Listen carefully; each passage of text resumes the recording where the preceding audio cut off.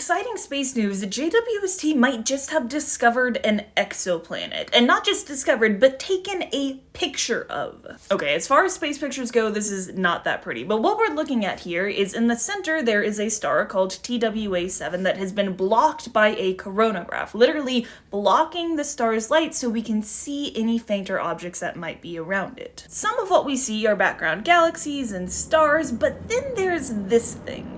Now, there are a few different things this could be. It could be an object in our solar system, like an asteroid, but we would expect that to be moving relatively quickly, and you would get a sort of trail in the image that you don't see here. It could be a background galaxy, and that's a little bit harder to rule out. Now, we don't see it in observations from other telescopes like we do this one, but it's not impossible that this is just a background object. But this thing could also be an exoplanet, a planet that is orbiting this star. And there's actually some decent evidence for that. You see, they didn't just point JWST at this star for no reason. Previous observations showed that this star had a debris disk. This is an image from the Very Large Telescope, yes, that's actually what it's called, showing that there is a debris disk here. You can see that there are rings of varying brightness surrounding this star. And there's structure in these rings. There are kind of gaps. You can see a lot of material is concentrated in certain places, and all of that points to there being some larger object here. Planets would carve out this debris disk, and they actually ran some simulations saying if this thing JWST saw was a planet, what would that do to a debris disk? And it looks pretty similar to this. They also compared the JWST observations with a model of a planet and saw that the light that you're getting from this is consistent with a planet, and a planet that's about the mass of Saturn. If that's true, that would make this the lowest mass exoplanet ever directly imaged, which is super cool. So while we're not 100% certain, it seems pretty likely that this is an exoplanet, the first one JWST has ever discovered, and the smallest one ever directly imaged.